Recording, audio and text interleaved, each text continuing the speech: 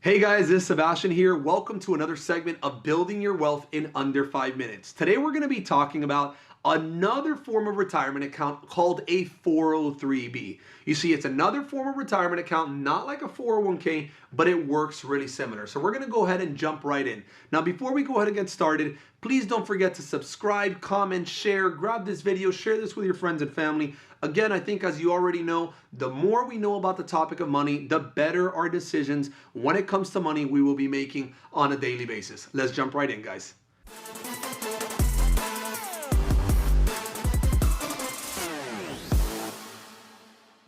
So how does a 403b work? Well, you see, it's very, very simple. You see, when you started working for this organization, it's usually a non-profit organization, something like maybe a school or a hospital. When you started working for this organization, what they offer to you is they offer you something called a 403b.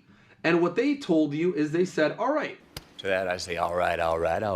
Look, you, the employee, we have established for you a retirement account where you could actually begin to set aside a little piece out of your paycheck every week, every 2 weeks, and you can go and grab that little portion and you can deposit it inside your 403b. And you can decide however much money you want to put in. Do you want to put in 5% of your salary, 3% of your salary? Do you want to put in nothing? So you can elect how much money you want to put inside your 403b. Now, what many of these nonprofit organizations like hospitals and schools, what they might do, and this is not always, they might do something called a match. So what does that mean?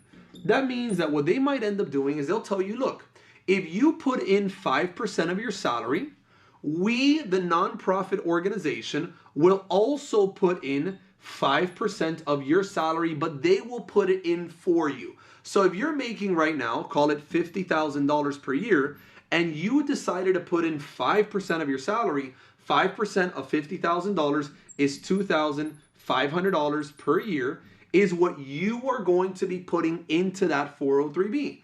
And if the organization offers you a match, then what they're going to end up doing is they're going to put in another $2,500 for you putting in money. But that's as long as they offer you something that's called a dollar per dollar match. What does that mean? That means if you put in $1, they put in $1 for you. But it's up to a usual max. So that's the question that you need to ask if you work for a nonprofit organization. You need to ask them, what is my max that I'm allowed to deposit and get a match? Usually that max might be maybe 5% of your salary or 4% of your salary or 3% of your salary. What does that mean? That means that if you go and put 10% of your salary or 15% of your salary or 20% of your salary, that does not mean that you're going to get matched on the whole amount. That means you will get the 5% of free money, but because you're putting in 15%, that extra 10%, you're not getting matched on that money for putting money into the 403b.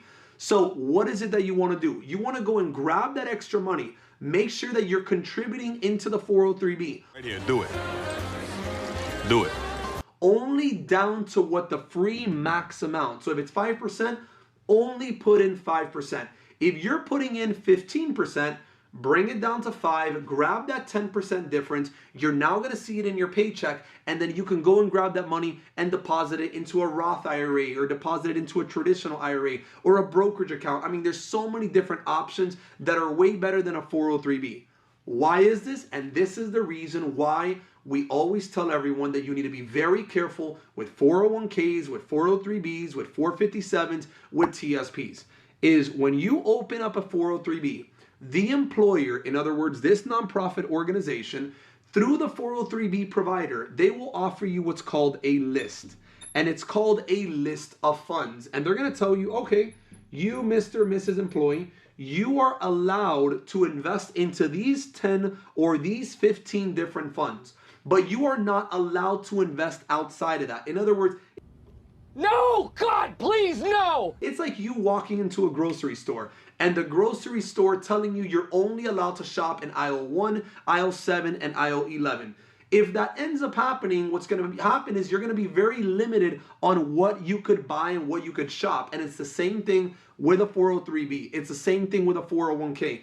It's they offer you this list and you have to stay within the list. if you have an IRA, if you have a Roth IRA, if you have a brokerage account, you have more availability of more investment choices.